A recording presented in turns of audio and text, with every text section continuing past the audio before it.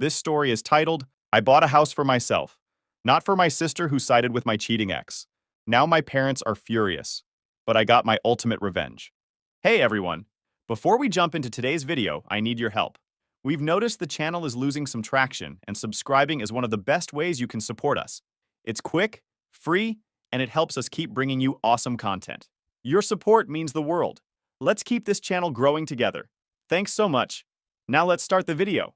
Hey guys, I'm 34, male, and I never thought I'd be posting on Reddit about this crap. But here we are. I used to have what I thought was a pretty decent life. Decent job as a mechanic at a local garage, a rented house in an okay neighborhood, and a wife, I'll call her Jessica, that I'd been with since college. Nothing fancy, but it was stable, you know? I worked hard, paid the bills on time, and thought I was building something that would last. Jessica and I weren't perfect, but whose relationship is? We had our routines, our inside jokes, our plans for the future. Or at least I thought we did. 2 years ago, my life basically exploded when I walked in on my wife Jessica screwing our neighbor in our bed. Not even making this up. I came home early from work because I wanted to surprise her for our anniversary. Guess the surprise was on me. I still remember the look on her face when she saw me standing in the doorway. Not even embarrassment, just annoyance that I'd interrupted. That's when I knew our 6-year marriage was actually dead long before I opened that bedroom door. The next few weeks were a blur of arguments, fake apologies, and me sleeping on my buddy Mike's couch while trying not to completely lose my mind. Jessica kept saying it was just a mistake and how we could work through this, but then I found texts going back months. This wasn't a one-time thing. She'd been cheating pretty much our entire marriage. The divorce was nasty as hell. She tried to take everything, including the car I'd bought before we even met. Her lawyer was this shark in a suit who kept looking at me like I was dirt. Meanwhile, I could barely afford my lawyer, who honestly seemed more interested in his lunch break than my case. But the worst betrayal wasn't even from Jessica. It was from my sister Amber, 29 female. We'd always been close, or so I thought. Single mom, 2 kids. I'd always helped her out when times were tough. Bought school supplies for my niece and nephew, fixed her car countless times, even paid her rent twice when she was between jobs. And how did she repay me? By completely siding with Jessica. Not because she thought I deserved to be cheated on, but because Jessica was buying her stuff. New clothes, taking her out to fancy restaurants, even babysitting so Amber could go on dates. And the cherry on top? Jessica promised to hook her up with this supposed rich friend of the guy she was cheating with. Amber was literally trading her loyalty for the chance at a sugar daddy. You probably drove her to cheat anyway, Amber told me over the phone when I called her, hurt that she was still hanging out with Jessica. Men never understand what women need. That was the moment I realized I was truly on my own. I hung up, blocked her number, and made a decision right then. I was going to rebuild my life if it killed me. So I packed up the few things Jessica's lawyer let me keep and found the cheapest apartment I could. It was basically a shoebox with a bathroom attached. The kind of place where you can cook dinner, watch TV, and use the toilet without getting up from your bed. Yeah, that's small. I remember sitting on that lumpy mattress the first night, wondering how the hell my life had collapsed so fast. Like 6 months before, I was married, had a decent place to live, thought my sister had my back, and was actually pretty happy. Now, I was in a crappy apartment that smelled like the previous tenant's cats. My wife was screwing half the neighborhood, and my sister was Team Jessica all the way. The worst part was seeing their Instagram posts. Jessica and Amber were suddenly BFFs, posting selfies at restaurants I could never afford to take Jessica to, with these long captions about living your best life and toxic people, meaning me, obviously. One time they even posted from a weekend trip to the beach that Jessica and I had always talked about taking, but never had the money for. Guess she found the money once I wasn't in the picture. My parents weren't much help either. They kept telling me to try to work things out with Jessica because marriage is about compromise. When I told them about catching her literally in bed with another dude, my mom said, "Well, relationships are complicated, honey." Yeah, no kidding, Mom. I think that's what hurt the most. Everyone acting like I was overreacting by being upset that my wife was cheating. Like I was the unreasonable one for not wanting to stay with someone who had been lying to my face for years. The breaking point came when I ran into Amber at the grocery store, about a month after moving into my shoebox apartment. I was buying ramen and cheap coffee, basically my entire diet at that point, and she was loading up on expensive snacks, the kind of stuff she could never afford before. I tried to avoid her, but she spotted me and came over with this fake concerned look. "Oh my God, you look terrible," she said, eyeing my cart. "Are you eating enough?" Before I could answer, she launched into this story about how Jessica was doing so much better now, and how her new boyfriend, the neighbor she'd been cheating with, was so generous and took them all out to this fancy restaurant last weekend. You know, she said, leaning in like she was sharing some big secret, Jessica told me everything about why your marriage failed. You really should have paid more attention to her needs. I just stared at her, not even knowing how to respond to that. My sister, who I'd helped raise after our dad left when she was 12, was standing in front of me basically saying I deserved to be cheated on. Jessica's new boyfriend might have a friend you'd like, she added with a smirk. Someone who can afford better groceries than this. She gestured at my cart. I left my groceries right there in the aisle and walked out. Didn't say a word to her. Just turned around and left. That night, I made a plan. I was done feeling sorry for myself. Done letting Jessica and Amber make me feel like I was the problem. I was going to rebuild my life from scratch, and I was going to do it so well that they'd choke on their words. My goal was to work my ass off until I could afford a place of my own. A real place, not a depressing shoebox. Something that was mine that no one could take away from me revenge would taste in the end. So my routine went insane and probably not healthy, but I didn't care. I'd wake up at 5 a.m., hit the crappy gym in my apartment building, basically just a treadmill and some dumbbells in a closet, then get to the garage by 6:30. I'd work until 6 or 7 p.m., sometimes later if we had emergency repairs. Then I'd grab some cheap takeout, go home, and study until my eyes couldn't stay open anymore. Weekends weren't any better. I picked up side jobs fixing cars for cash, changed oil, replaced brake pads, swapped out alternators, basic stuff I could do in parking lots with minimal tools. It wasn't exactly legal, but it paid, and I needed every dollar. The manager, I'll call him Rick, started giving me more responsibilities at the shop. First, it was just ordering parts and talking to customers. Then he let me handle the scheduling and some of the hiring. By month 6, I was basically running the place while he supervised, aka played solitaire in the back office. You know, he told me one day while we were locking up, I've owned this place for almost 30 years. Never had someone work as hard as you do. What's driving you, kid? I thought about telling him the whole sad story. The cheating wife, the backstabbing sister, the whole mess. But instead I just said, trying to buy a house. He nodded like that made perfect sense. Good goal. Nothing better than having your own place. No landlord to answer to. No worrying about rent going up. Smart move. That simple validation meant more to me than he probably realized. In a world where everyone seemed to think I was the bad guy for being upset about being cheated on, having someone just say good job was huge. The funny thing is, even though I was working nonstop, I started feeling better. Like the constant activity kept me from sitting around feeling sorry for myself, and seeing actual progress in my bank account every month gave me something to focus on, besides how much my life sucked. Don't get me wrong, I still had plenty of bad days. Days when I'd see a post from Jessica or Amber and have to resist the urge to throw my phone against the wall. Days when a customer would come in who reminded me of Jessica, and I get flashbacks of her cheating. But those days got fewer and farther between as time passed. The online classes were kicking my ass, though. I hadn't been a great student in high school, and trying to learn accounting principles after a 12-hour shift fixing cars was brutal. I failed the first practice exam so bad that my online tutor actually called me to ask if I was okay. But I kept at it, studying during lunch breaks, watching tutorial videos while waiting for parts deliveries, drilling myself with flashcards before bed. Slowly, painfully, I started to get it. And the more I understood, the more I could see how Rick's business could be improved. He was still doing everything old school, paper invoices, no real inventory system, pricing based on gut feeling rather than actual costs.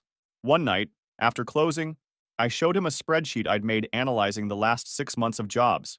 I'd broken down which services made the most profit, which customers were repeat business, which suppliers gave us the best deals. It was basic stuff I'd learned in my classes, but Rick looked at me like I'd just performed magic. "Where did you learn to do all this?" he asked, scrolling through my analysis. "Online classes," I said. "Been taking them at night."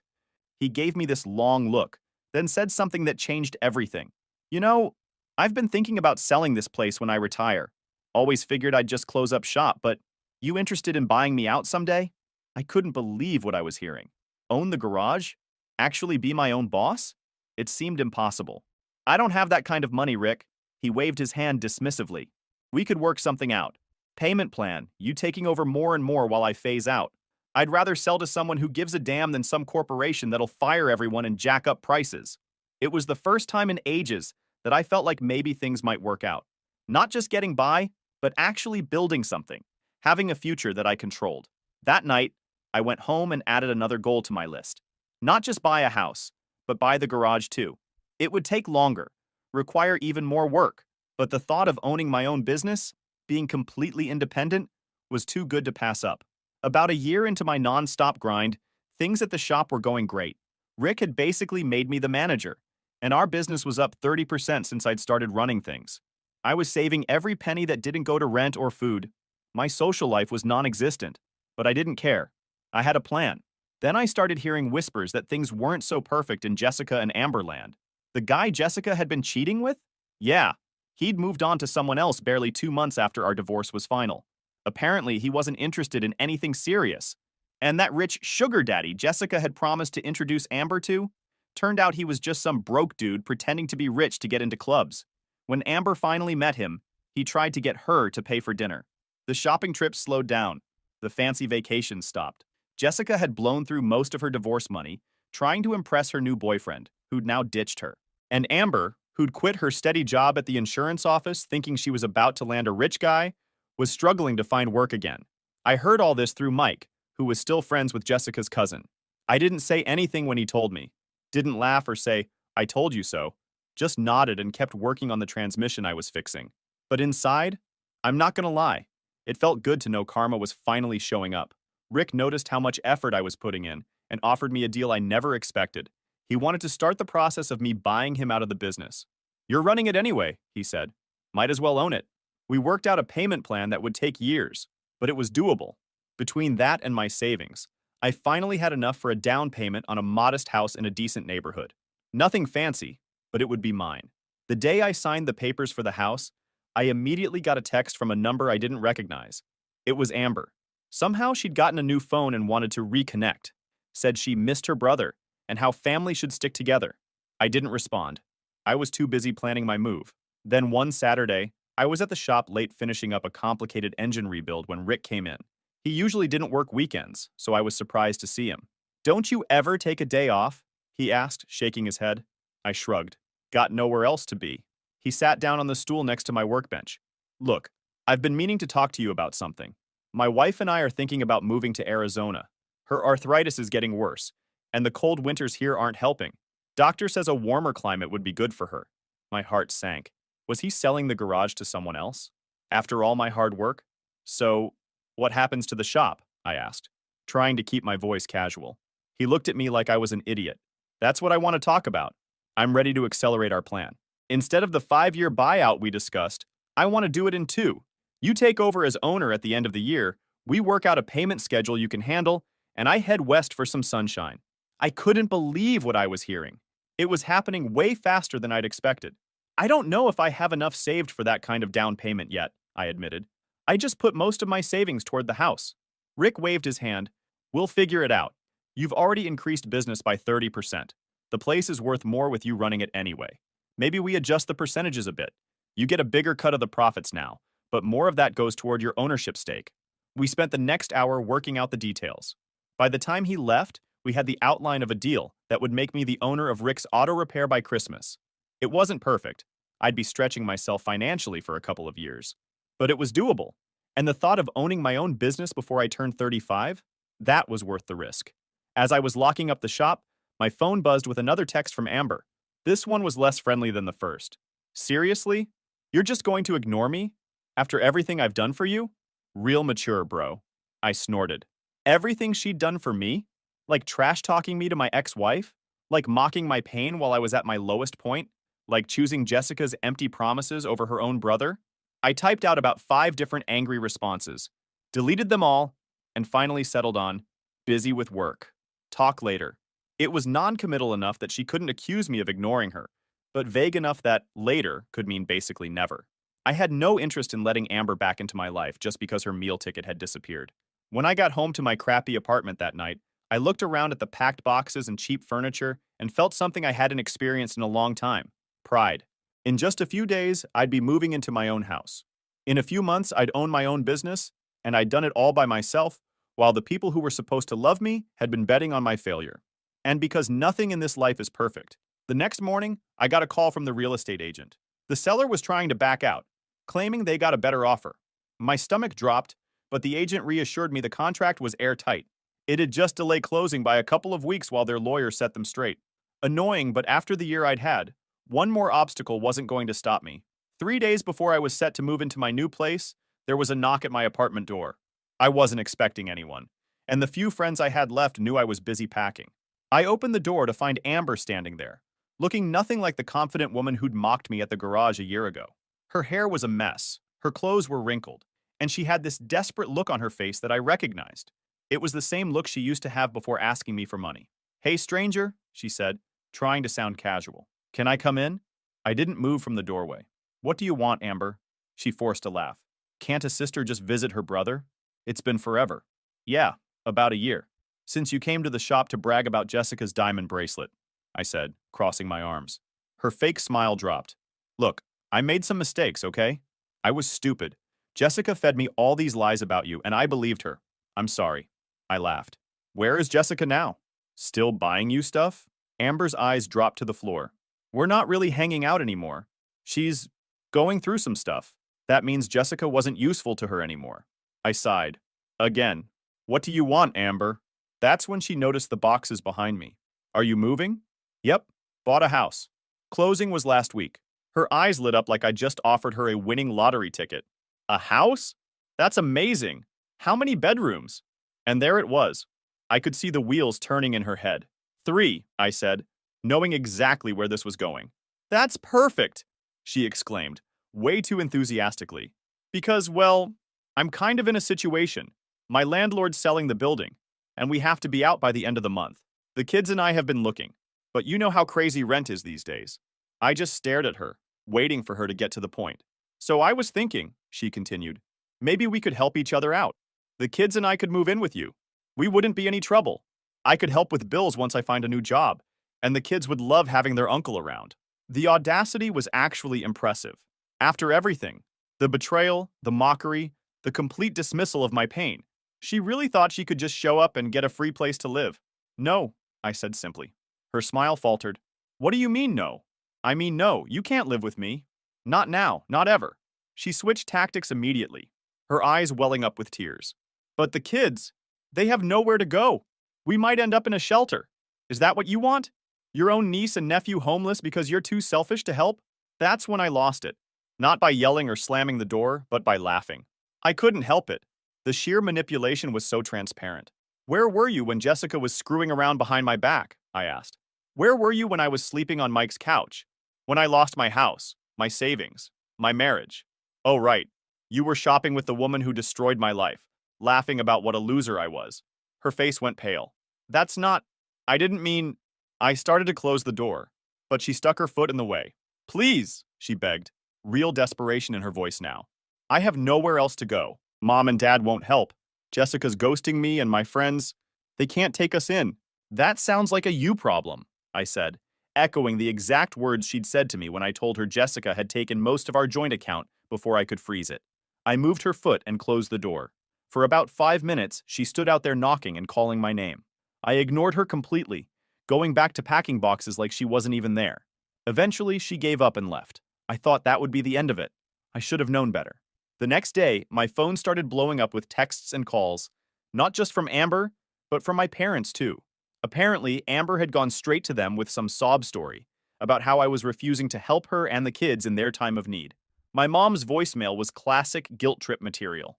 "I raised you better than this. Family helps family. I can't believe you would let your sister and those poor children suffer when you have a whole house to yourself. Never mind that my parents had barely reached out during my divorce. Never mind that they'd suggested I try to work things out with Jessica, even after I told them about the cheating. Never mind that they'd done absolutely nothing to help me when I was the one in crisis." My dad's message was worse. "Son, I'm disappointed in you. A man takes care of his family. Your sister needs help, and you're in a position to provide it. That's your responsibility as her brother." I hadn't heard from my dad in months, and this was what finally got him to call, telling me I wasn't being man enough because I wouldn't let my backstabbing sister move into the house I'd worked my ass off to buy. I didn't respond to any of them. Instead, I focused on finishing my packing and coordinating with the moving company. I had taken the day off from the garage specifically to get everything ready for the move, and I wasn't going to waste it dealing with family drama. Then came the text that really set me off. It was from Jessica. Yeah, my ex-wife, the woman who'd cheated on me for most of our marriage, thought she had the right to weigh in. I know we're not on the best terms, but I'm really worried about Amber and the kids. She says you bought a house with plenty of room but won't help them. That doesn't sound like the man I married. Please reconsider. The hypocrisy was so stunning I had to read it twice. I finally broke my silence with a single reply. The man you married no longer exists. You killed him. Do not contact me again. Then I blocked her number. By that evening, the messages from my family had taken on a more threatening tone. My mom was now saying she was going to have to get involved if I didn't do the right thing. My dad mentioned something about coming over to talk some sense into me. Amber had switched from begging to angry accusations about how I was showing my true colors and always was the selfish one. I didn't care anymore. Let them come. Let them threaten. I was done being the family doormat. The next morning, I woke up to a new voice message from an unknown number. It was Jessica's mother, my former mother-in-law, telling me she was very disappointed in how I was treating Amber and that she had raised Jessica to believe family comes first. I nearly choked on my coffee. Yeah, Jessica really put family first when she was screwing the neighbor. I realized they were pulling out all the stops, contacting anyone they thought might have influence over me. It was pathetic and desperate, but also a little scary. How far were they willing to go? I decided to take some precautions. I called the real estate agent and asked if we could move up the closing date. Explained that I had some family issues and needed to get into the house as soon as possible. She said she'd try, but no promises. Then I called Rick and explained the situation. He was surprisingly understanding, even offering to let me crash at his place if things got too intense with my family. I also called Mike, who had been my rock through the divorce. He immediately offered to come over and help me finish packing, and to be there when I moved in case my family tried to show up and cause trouble. Dude, he said, they're only coming around now because you're doing well. Where were they when you were sleeping on my couch? Screw 'em. It felt good to have people in my corner, even if they weren't blood relatives. That afternoon, the real estate agent called with good news. We could close the next day. The seller had finally accepted that they couldn't back out, and all the paperwork was ready. I'd be able to move into my new house 48 hours earlier than planned. I didn't tell anyone in my family about the change in plans. Let them show up at my empty apartment. By then, I'd be safely in my new home, with a security system installed and no forwarding address left behind. Moving day came, and I left my crappy apartment behind for good. My new house wasn't anything special by most people's standards, but to me, it was everything. I spent that first night sitting on my back porch with a cold soda, looking up at the stars, feeling like I could finally breathe again. And I did something I probably shouldn't have. I posted a few photos of my new place on Facebook. Nothing flashy, just a simple new chapter, new home post. I knew Amber would see it. I knew my parents would see it. Part of me wanted them to. The reactions were immediate. Friends I hadn't talked to in ages congratulated me. Guys from the shop liked the post. A few people from high school commented about how well I was doing. And then the private messages started. My dad telling me how disappointed he was that I would flaunt my success while your sister struggles. My mom saying I was being needlessly cruel. And Amber? She went nuclear. She posted this long, dramatic rant on her page about how money changes people. She didn't tag me, but everyone knew who she was talking about. I didn't engage with their drama. I focused on the garage. Business was booming. And Rick was talking about retiring earlier than planned. We were working out the details of me taking over completely within the next year. For the first time since finding Jessica with that guy, I was actually happy. Not just surviving, but thriving. And I'd done it all on my own. But of course, they couldn't just let me be. 3 days after I moved in, my mom called from a new number I hadn't blocked yet. I picked up without checking caller ID, thinking it might be a client from the garage. Hello? Finally, you answer. My mom's voice was that special mix of relief and accusation. We've been trying to reach you for days. I sighed. What do you want, Mom? What do I want? I want you to act like the son I raised. Your sister and those children are about to be homeless, and you're ignoring their calls while living in a big empty house all by yourself. I had to laugh at that. Big empty house? Mom, it's a modest 3-bedroom in a middle-class neighborhood, and it's not empty. I live here. You know what I mean, she snapped. You have room, they need room. It's that simple. Nothing's ever that simple, I said. Where was all this family concern when Jessica was cheating on me? When I was the one who lost everything? There was a pause on the line. Then, in a softer voice, she said, that was different. How? How was it different? I demanded. You're a man, she said. Like that explained everything. Men can take care of themselves. Amber has children. And there it was. The double standard that had defined my entire relationship with my family. I was expected to handle everything on my own, to sacrifice, to be the strong one. But Amber, she got endless excuses. Mom, I said, keeping my voice calm, I worked 80-hour weeks for 2 years to afford this house. I took online classes after 12-hour shifts at the garage. I lived in an apartment where the bathroom ceiling leaked when the upstairs neighbor took a shower. I did all that by myself, without help from anyone, especially not my family. So no, Amber can't live with me. She made her choice when she sided with Jessica, and now she can deal with the consequences. She made a mistake, my mom insisted. People make mistakes. Yeah, they do, I agreed. And sometimes those mistakes have consequences that can't be fixed with a simple sorry. This is one of those times. So you'll punish the children too? They didn't do anything wrong. It was a low blow, using my niece and nephew against me. I loved those kids, even though I hadn't seen them much since the divorce. But I knew what would happen if I let Amber move in. She'd never leave. And eventually, I'd end up supporting all three of them, while she went back to her old ways. The kids have grandparents with a 4-bedroom house, I pointed out. Why aren't they moving in with you and Dad? Another telling pause. Your father and I are too old to have children running around. We need our peace and quiet. They wanted to use my house as a dumping ground for Amber's problems, so they wouldn't have to deal with them. Well, I need my peace and quiet too, I said. After the past 2 years, I've earned it. This isn't over, my mom warned before hanging up. She was right about that, at least. It wasn't over. Not by a long shot. The next day, I came home from work to find Amber's car parked in my driveway. She was sitting on my front porch with her kids, surrounded by suitcases and garbage bags full of clothes. What the hell is this? I asked as I got out of my truck. We got evicted, she said, loud enough for the neighbors to hear. We have nowhere else to go. The kids looked confused and tired. I felt bad for them, but this level of manipulation made my blood boil. She said defiantly. So you thought you'd just said show up no, at my house with but all I your know stuff you didn't really without mean it. even asking You if it wouldn't was let your okay? own niece and nephew be homeless. She was trying to back me into a corner, using the kids as shields. It was a dirty move, but exactly what I'd expect from her. Get in your car and leave, I said firmly. Now. Or what? She challenged. You'll call the cops on your own sister? With her kids right here? I took a deep breath. Amber, this isn't going to work. I'm not letting you guilt me into this. Take the kids to Mom and Dad's. They won't take us, she admitted. They said they're too old for kids. Then call Jessica, I suggested. You two were best friends, remember? Shopping buddies. She can put you up. Amber's face darkened. Jessica is... We're not really talking anymore. Shocking, I muttered. Look, I feel for the kids, I really do. But you can't stay here. You're a real piece of work, Amber spat. Acting all high and mighty because you've got a house now. Newsflash, you're still the same loser Jessica cheated on. No wonder she couldn't stay faithful. Who would want to be with someone so selfish and cold? And just like that, any guilt I might have felt vanished. That was the real Amber. The one who had mocked my pain, who had chosen Jessica over her own brother, who was now trying to manipulate me using her children. Get off my property, I said coldly.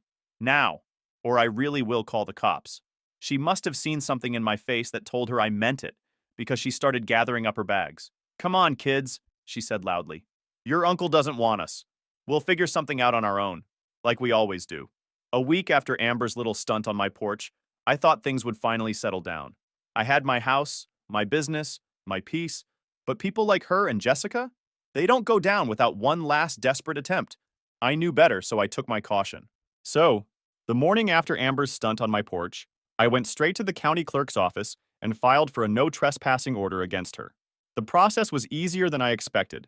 Turns out when someone shows up with bags and kids trying to force their way into your home, that's actual grounds for concern. The police officer I spoke to said I had enough evidence to enforce it immediately. She also suggested installing cameras in case Amber tried anything again. So that's exactly what I did. By noon, I had security cameras covering every inch of my property, with motion alerts sent straight to my phone. Let Amber try another sob story ambush. I'd have the cops at my doorstep before she could get comfortable. But then Jessica showed up out of nowhere. It was late, close to midnight, and I was just getting home from the garage. My porch light caught the figure sitting on my front steps, arms wrapped around herself. It took me a second, but when she looked up, I recognized her. Jessica. She looked terrible. Nothing like the put-together woman who used to flaunt new jewelry on Instagram while mocking me behind my back. Her hair was a mess. She had bags under her eyes, and she looked smaller somehow, like life had finally knocked her down a few pegs. Matt, she said, her voice weak. I didn't know where else to go. I laughed at the sheer audacity. Not my problem, I said, stepping around her to unlock my door. Please, she said, standing quickly. Just talk to me. I sighed. Talk about what, Jessica? How you cheated on me for years? How you ran through the divorce money and got dumped? Or maybe how you encouraged my sister to turn against me? Pick one. She flinched, but I didn't feel bad. Not even a little. I made mistakes, she whispered, swallowing hard. I was stupid. I thought. She stopped, rubbing her arms like she was trying to hold herself together. I thought I had everything figured out, but I didn't. He left me, Matt, just like that. One day I woke up and he was gone. Took everything. I lost my job, my apartment. I'm back at my mom's place, and she's threatening to kick me out. Sounds like karma, I said, stepping inside. She grabbed my arm before I could close the door. I loved you, she blurted, tears in her eyes. I know I messed up, but we had something real. Don't you ever miss it? I stared at her for a long moment, then smiled. No, I said, and shut the door in her face. I stood there listening as she cried outside for a minute before finally giving up and leaving. I didn't feel a damn thing. She was just another person from my past, desperate to claw her way back in. But that door was locked, and I was never opening it again. Amber must have found out about Jessica's failed attempt, because 2 days later, my parents showed up unannounced. I opened the door to see my mom with her arms crossed, my dad already looking pissed. We need to talk, my mom said, stepping past me into the house like she still had authority over me. I let them in, if only to get it over with. They didn't waste time. Your sister is in trouble, my dad started. She needs a place to stay. A good son would help her. A good son? I repeated, laughing. Funny. I don't remember hearing from you when I was the one who needed help. My mom's face hardened. That was different. You're a man. Amber has children. And I told her to take them to you, I shot back. But I guess your peace and quiet is more important, huh? You want me to be the responsible one, but only when it benefits you. My dad stood up, voice cold. You're selfish. You let money change you. You're not the son we raised. That hit, but not in the way they intended. I just nodded. You're right. I'm not the son you raised. That guy would have let himself be guilted into taking care of a woman who betrayed him. That guy would have kept giving to people who never gave back. That guy would have let his family walk all over him. I looked them both in the eye. But that guy's gone, and you should probably leave. My mom huffed, grabbing her purse. You'll regret this. Doubt it, I said, holding the door open. They left without another word. I closed the door behind them, locked it, and stood there for a second, taking it all in. I wasn't their son anymore. Good. I didn't need to be. I had a house, a business, a future. I built it all from scratch. And as I stood in my own home with nobody left to drag me down, I realized something. I'd never been freer in my entire life.